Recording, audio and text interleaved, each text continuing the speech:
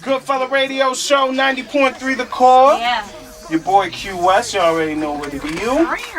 Kimmy C live here, making cat noises for some reason. That was like a tiger, like a little tiger. It was a little tigress. Yeah, it's not a cat. That's a vicious ass cat.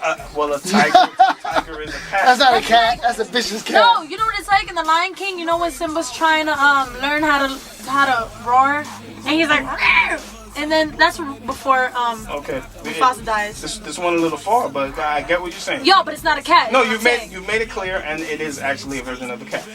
Sir Michael rocks with So Stupid. That's what we came back from.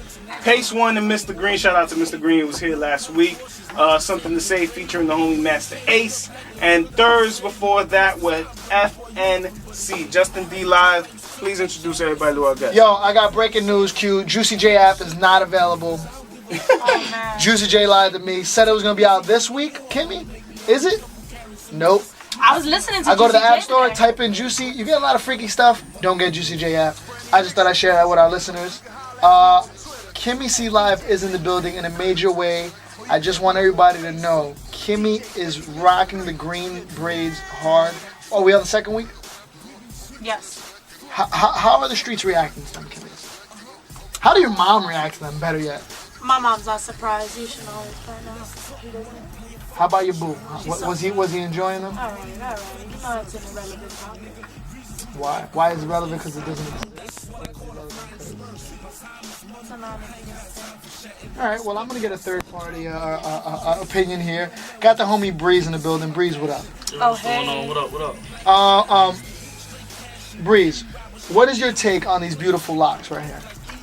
I mean, how many weeks you had them now? How many weeks you had them now? I'm going on my second. It's been like 8 days. It's still good. It's still intact. So you know about the weave game? I know a little bit about the weave game. You know what I mean? You done thrown off a couple in your time. A little bit. I don't take care of them though, really. Like I mean, they real nice. I guess I should be wrapping my hair or something at night, or I don't know. I mean, you don't look like the weave braided kind, but Yeah. that's what you're going for. It was one of those like, I don't want to wake up and do my hair in the morning. Not a morning person. Let me get rid of all that. So you chose that. Yeah, you know, that way I could just wake up and go. It works. She's matching. She's matching the hair with the Shorts. Yeah. Oh, I didn't even realize that. That was very unintentional. Breeze. Thanks for noticing. Kimmy, are you familiar with our good friend Breeze? Because I know he's a good friend of mine. You know what? Q's. I've been trying to figure it out. I had a little interrogation with him. Yeah, she interrogated me for about As she does with most guests. 2 minutes with a mango. Yeah. She got vicious with a mango and a plastic knife. I'm just saying though, maybe This sounds like some interesting foreplay, but continue. A plastic knife at that. I don't know what we're doing with that. I don't know what's going on with the plastic knife, but We could use the old mango. Yeah. The pepper. So in your what did you say you interrogated him? In your interrogation, what did you find out? Yeah, yo, cause who I don't think we do, and I wanted to know and why this. Breeze, this is a great opportunity for you to introduce yourself, not only to Kimmy C, but the rest of the listeners on here right now. for the rest of the listeners, you know, I'm from Union City, you know, Hudson County, 201, all that good stuff. Well, but a little interrogation with a little mango. She threatened me like... Don't call it mango little, alright? I'm sorry. I don't know what we're talking about. Mango was on steroids. Her Costco's mango. Costco's mango. You know, she interrogated me. She asked me where I'm from. Gave me the look like I will beat you up.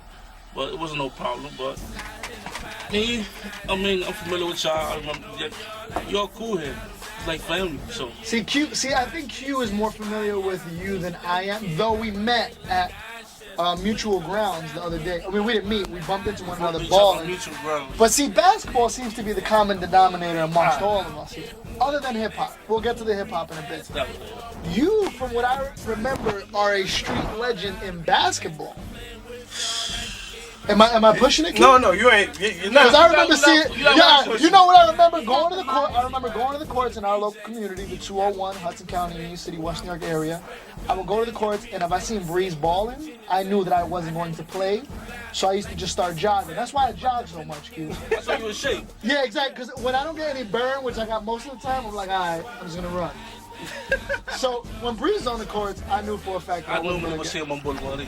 There we have it. You said like Breez, I know, because Breez used to bogart our basketball practices in Memorial High School and come through and literally just like abuse the whole team for the whole practice and then go home and rap. Just giving them a workout. and my good friend Byron, that's your brother. That's my little brother. Shout out to Big Money. You know what I mean? Wait. Oh, there it goes. There it goes. Yeah, now she's there. That's okay. Wait. All right. Now it makes sense. Oh. Okay, it makes sense. I used to be over the house raiding your fridge. Yeah, so That's why I Yeah, that's not the first time I've seen him with a mango. the first time I seen you with a mango by my refrigerator. I seen you on numerous occasions. Yeah, that's me. That Breez threw me off, so. I raid fridges. Many people, my friend. now Breez, outside of the basketball stuff, I mean that's how we got to know one another and everything. And I used to also, rap. Well, I still do, but I was rapping in high school and everything. And I know Breez was aware of that also, and I was aware of Breez rapping. And Breez has been rapping for quite some time. Quite some time. How long have you been rapping, for those who don't know? I give it take since about 06, 07. Now, 06, 07, all right, like, those are not too long ago. Not too long ago. I mean, it was something that I first had dropped out. I dropped out of college, and I just took it for fun. And then next thing you know, I'm turning a couple heads, so I just started taking it serious. Now, what started you out? I mean, what influences? What was the moment that made you say, all right, it's time to start spitting some bars? I mean, just the type of attention I was getting, like in ciphers or not much of ciphers, because I wasn't really too much of a freestyle head. I just would just go on tracks and just let it all out. And after a couple tracks, after a couple notes, when people started turning heads, like who's that? Started to catch my attention. So I was like, you know what? Let me take this a little bit more serious, see where it might take me. Now, I mean, I know we're going through many bases, but there's a lot of people here that may not know about you, so I want to make sure they know all the basics. And I'd say influences, artists that you were influenced by that made you want to rap. Rattle a few off. Yeah, I went through the whole phase where hip hop changed, came back. So I went through that whole '90s Wu-Tang, Dipset era, the Rockefeller era. You know what I mean? So it's a lot of things that I seen growing up, but I was always, even though I wasn't rapping, I was always into music. So as time went along, it's just people like Jay, Jeezy, Fab, people that were always go-getters, people that, that attract attention, was the type of people that I was always into. So it made it a whole lot easier for me to get into rap. Now, when you mentioned like golden era, then you mentioned kind of now era, swag era, then the big money hip hop era artists and everything. When you're influenced by so many different things, does it make it difficult for you to kind of bear it down and be like, all right, so which type of rapper am I gonna be? Not really, because my whole thing is just stay being yourself. So when the time comes where a lot of dudes put up this gimmick, and when the time is up, then you gotta reinvent yourself. So it's like, what you gonna do now? As long as you can just keep rapping for the rest of your life. As long as you're giving the people they're gonna want to keep hearing you. As long as you're not lying to them, you're not giving them this fake persona or something you is when you're not. Because people see right through that. Now, it's funny that you mentioned two artists that I personally seen your come up from the outside looking in. I knew you through mutual friends. I knew you were always a rapper, but it seemed to me you were always someone that shined. Your money situation it always seemed like from the outside looking like it was all right. As of right now, I can tell by what's hanging off your neck that you might be economically sound. Now the reason why I say that is because it seems to me that for you to gravitate towards a cat like Jeezy and a cat like Hove, if anybody knows what the essence of their music is, it's that street motivation. to take a hustle and turn it into an art, and take that art and turn it into the new hustle. Is that where you see yourself as an artist? Because you said it was a hobby, and that's the only way I can see a hobby turning into an actual profession. Which is real true, because you gotta look at it. Like you say, Hov and G's, these are people that came up on the streets where you live in the street life, and all of a sudden you come into you're doing music. You know what I mean? So it's pretty much you're giving them everything you was dealing with. So I look at it like, yeah, that gravitates more to where I come out with the music, because you know, like that's our life, that's our story. You coming from the hustle, you coming from nothing. I mean, not everybody has the same story. Yeah, they say hip hop is all based on. See, but I from the outside looking in, I can testify for you and say, nah, I seen this dude come up. I've actually seen him look situated and motivate the young G's from around the way. So whatever it was that you were doing, whether it was basketball, whether it was street life or music, it seems like you've always set the precedent. Yeah, like I've always felt like I need to set the bar. Like I'm not one to like. Not just because of rap, just be myself. I'm not one to walk around, look bummy, dusty, like, you know what I'm saying? Like, you doing something, you gotta set that image. So, like, you sitting there, you rapping about a certain thing, and you don't look like what you presenting to be, so yeah. who's gonna look at you? They're gonna be like, oh, this guy's another clown. So it's just basically, you just gotta keep up with your time. You gotta keep up with your time and keep up doing what you're doing.